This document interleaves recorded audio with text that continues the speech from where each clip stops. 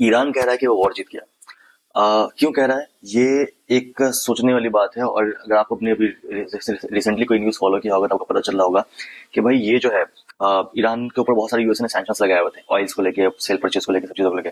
But since अभी oil का prices बहुत हाई जा रहा है, तो भाई यूएसए ही ईरान का ये ऑयल के ऊपर सैंक्शंस हटा रहा है कि भाई ठीक है, सैंक्शंस हटा दिया, तुम बेचो, सो दैट के कुछ तो ये हो, अपना क्या बोलते हैं उसको, तेल का रेट कम हो। अगर तुम सस्ते रेट पे बेचोगे, लोग तुमसे लेंगे, तो तेल का रेट थोड़ा मार्केट में कम होगा। अदरवाइज इसकी मोनोपोली है ही भाई रशिया की। रशिया अपने मनमाने रेट पे बेच रहा है मजे से, उसके बाद बल्ले बल्ले है।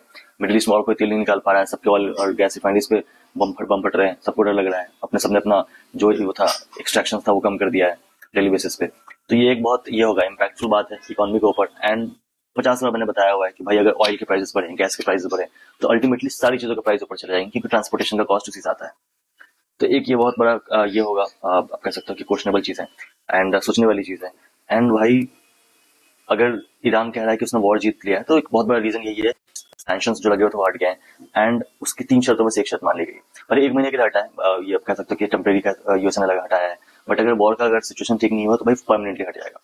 सेकेंडली कि तीन तीन उन्होंने बताया था ईरान ने कि भाई हमारी साइड से रहेगा कंडीशंस वॉर रोकने के लिए। पहला कि इसराइल जो है वो ईरान के ऊपर डायरेक्ट अटैक नहीं करेगा, कोई मिलिट्री एक्टिविटी नहीं होगी ईरान के ऊपर, ये पहला कंडीशन था। दूसरा, इसके ऊपर सैंक्शंस हटेंगे, जो कि मान लिया गया है, सैंक्शंस हट गए हैं।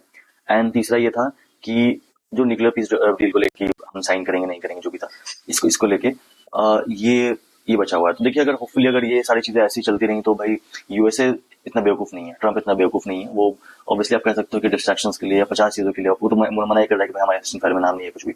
बट हाँ, वो इतना बेवकूफ नहीं है, वो अपने इकोनॉमी को गड्ढे में नहीं लेके चला जाएगा। जितना हद तक हो सकता है उतना उसने स्ट्राइक ले लिया अपने ऊपर। बट अगर लॉन्ग टर्म में ये वॉर खिंचता है तो यूएसए की इकोनॉमी डायरेक्टली हिट होगी। और ये एक डिक्लाइन का संकेत है कि भाई अगर आपकी इकोनॉमी वॉर से आती है, ठीक है आती है, बट भाई आपका अपर हैंड होना चाहिए। अगर आपका लोअर हैंड है, आपका भाई बिलियंस का नुकसान हो रहा है उसमें, करोड़ों का नुकसान हो रहा है उसमें, तो ये आपके लिए भी ठीक चीज नहीं है। एंड लॉन्गर टर्म में आपको भी पता है कि आपकी जनता आपके ऊपर ये जो आप तख्ता पलट करने की बात करते थे, कहीं आपके ना हो जाए। तो ये एक क्वेश्चनेबल चीज है। Let's hope for the best कि वहां पर पीसफुल एनवायरनमेंट रहे। एंड टिल देन ईद मुबारक आप सबको। Thank you so much for watching this vlog. मिलते हैं नेक्स्ट वीडियो में।